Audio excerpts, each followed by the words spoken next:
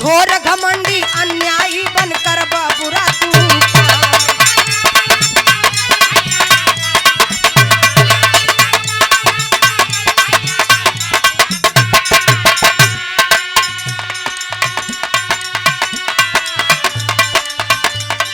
चारों दिशा में चर्चा होई नाम होई बदनाम, तो छलिया कपटी जईवा हार हो सतगुरु के सत्संग में।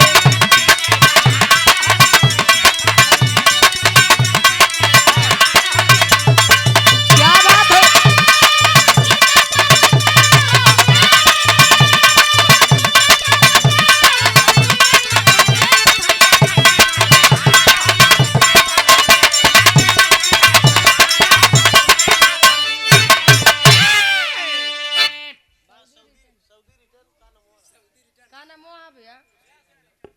अच्छा, दया शंकर जी सऊदी रिटर्न 51 रुपए का पुरस्कार, बहुत बहुत प्रणाम। कहल जाला घर से घोर घमंडी अन्यायी बनकर बुरा तू काम, से चारों दिशा में चर्चा होई नाम होई बदनाम, से छलिया कपटी जईबा हार हो सतगुरु के सत्संग में। बढ़िया काम कैले हुआ तो सम्मान हो रहल बा, यदि खराब काम कैले हुआ। राजेश पाल सराय चंडी से 51 रुपए का पुरस्कार, बहुत बहुत प्रणाम। सब लोगों के बहुत बहुत प्रणाम। इधर उधर का काम कैले हुआ तो कहीं मार सारे के क्या दिया से हो तो कहता चोर कटा के बैठल भाई हटाई से कब कर काम कोनो सही भयल है।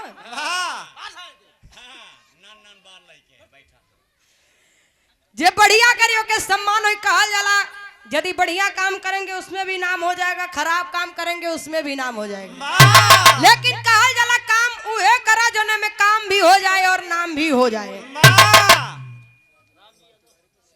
राजेंद्र पाल तिवारीपुर की धरती से शिवजीत के मामा जी 100 रुपए का पुरस्कार, बहुत बहुत प्रणाम। सब लोगों के बहुत बहुत प्रणाम। बड़े ही सम्मानित आप राम निधि यादव कुसुंगुर की धरती से बहुत ही सम्मानित। नहीं, हम कलाकारों को इतना सम्मान देते हैं, ये मामूली बात थोड़ी ना बा कि दूरे दूरे जहाँ भी कार्यक्रम होखे, झूसी प्रयागराज कहीं भी होखे, आप लोग बिरहा सुने चल जाला। हम कलाकारों के टाइम खराब करके बिरहा भी सुनेला और इनाम भी देवेला। बहुत बहुत प्रणाम और बहुत बहुत धन्यवाद कि हम कलाकारों के सुने खातिर आप लोग आइली। लेकिन आगे का कहना बा मास्टर,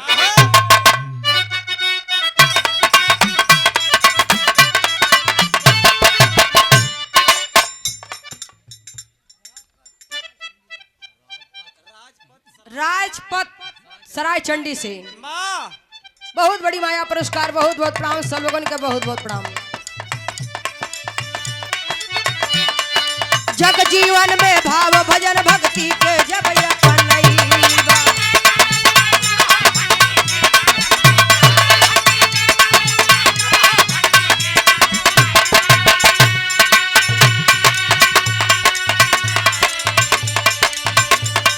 झूला झूला स्वर्ग में जइबा, सच्चा संत कमैबा, त टूटी नाही तोहरो तार हो सतगुरु के सत्संग में।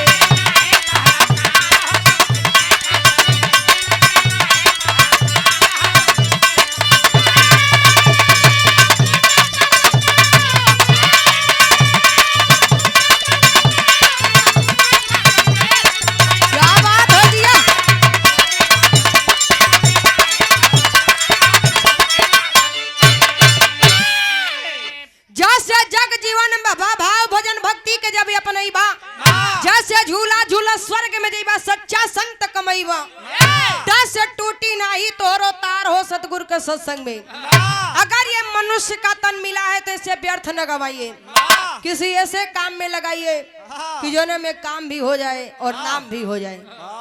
कहल जाला भक्ति भजन करे खातिर कोनो 24 घंटा के टाइम न चाहिए, दिल से प्रभु के याद कली काम हो जाए।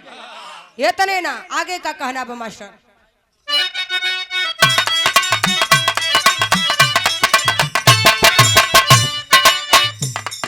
ठीक